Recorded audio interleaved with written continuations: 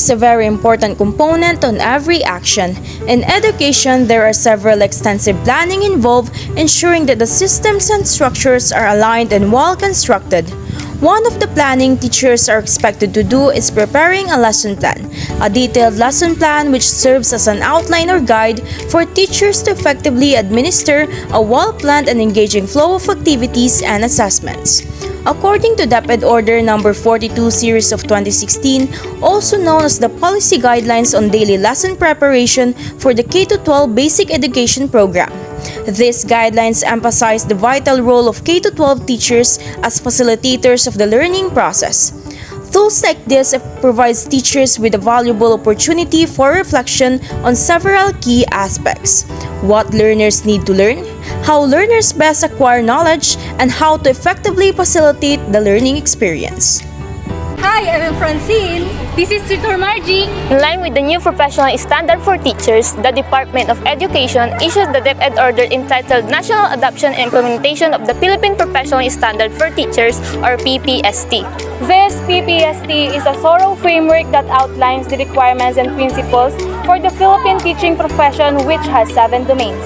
Hi, my name is Laila. And I'm Liza. I am Teacher Antoinette. Hello, I'm Sir John Paul. And at your service, Teacher Jason, and together let's all discuss, analyze, and dig deeper to PPST's 7 domains. This is Domain 4, Curriculum and Planning. Domain 4's Curriculum and Planning focuses on teachers' understanding and application on national and local curriculum requirements. It emphasizes translating curriculum content into an engaging and effective learning activities. Here are the 5 strands of Domain 4. The first strand is all about planning and management of the teaching and learning process in a learning environment, and this includes scheduling, classroom management, lesson preparation, and controlling a variety of factors to improve the learning environment for students. Next is the learning outcomes that focuses on matching the curriculum's learning objectives with certain learning competencies. By connecting these objectives to competencies, it is possible to make sure that the curriculum is relevant and tailored for students. Relevance and responsiveness of learning programs is the third strand of Domain 4. This strand aims to ensure that the learning programs provided is suitable to students' needs, interests, and abilities.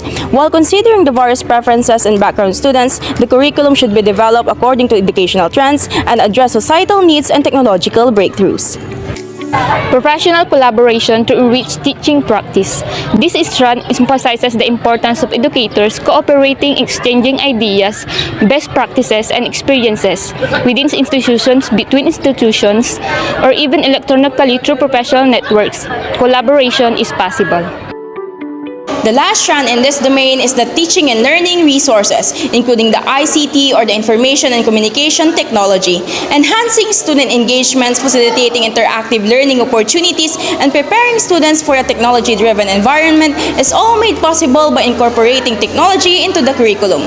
To support efficient teaching and students' understanding, educators must be well adept of wide range of instructional materials.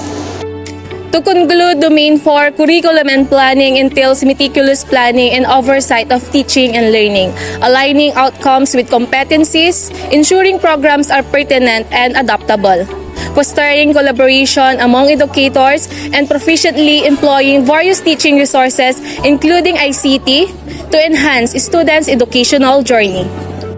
Domain 4, Curriculum and Planning, forms the bedrock for crafting effective lesson plan. It involves careful alignment with the national and local curriculum guidelines, ensuring relevance to students' needs and competencies. Teachers collaboratively design well-structured lessons, integrating diverse teaching resources including ICT to optimize the learning experience for each student. This domain is the key to creating transformative educational journeys that resonate with learners and foster academic growth. The Department of Education, or the DepEd, provides the enclosed policy guidelines on daily lesson plan preparation for the K-12 Basic Education Program in accordance with the implementation of Republic Act 10533, also known as the Enhanced Basic Education Act of 2013. Planning lesson is essential in making sure that teaching and learning are delivered in classrooms. Furthermore, these guidelines emphasize the K-12 teacher's role as a facilitator of learning, utilizing tools like the daily lesson log or detailed lesson plan that provides teachers with an opportunity to reflect on their instructional practices. Every great teacher knows the importance of a well-planned lesson. A lesson plan is essential as a cornerstone to a successful teaching practice. As a teacher, entering a classroom full of learners, expecting them to engage and respond to you without any preparations can lead to failure in delivering the content. As professionals, teachers are responsible for educating students to achieve the highest possible learning outcomes. Thus, effective lesson plan must be produced to engage and meet the diverse needs of students to foster active interaction and a richer learning environment. The daily lesson log is a mandatory instructional tool prescribed by the Department of Education for all schools. This lesson plan comprises all the lessons that will be covered in a week's time and is usually presented in a tabular format. The teachers are not required to cover all the components in a single class session, as this model can be utilized within a week's time. The utilization of the DLL supports the teachers in delivering high-quality education to students and facilitates the creation of lessons in a productive and proficient manner. Additional examples of the lesson plan are detailed lesson plan and a semi-detailed lesson plan. To further discuss, a detailed lesson plan is a teacher's guidelines for a lesson. It contains a detailed descriptions of the sequential actions and strategies that the teacher intends to employ in order to effectively impart knowledge on a specific subject matter. In addition, a semi-detailed lesson plan is a simplified version of a detailed lesson plan. It provides the general outlines of the contents that will be covered in a lesson without getting into a comprehensive manner. The semi-detailed version nevertheless provides structure and decisions for teachers, even though it is less thorough compared to detailed lesson plan. Here our last example type of lesson plan, the 5E model, which supports inquiry-based instruction for teachers to deliver effective teaching to their students.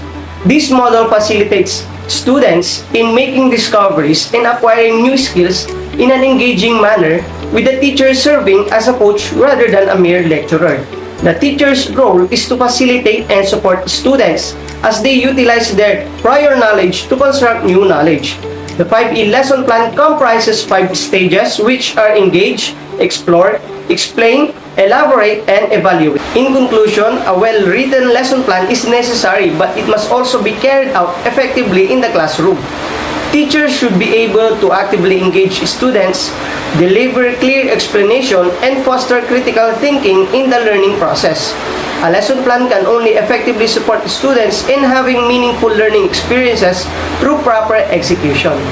Within these planning methods, it is ensured that teachers will have an interactive and well-constructed flow of lesson that can effectively facilitate the teaching and learning process.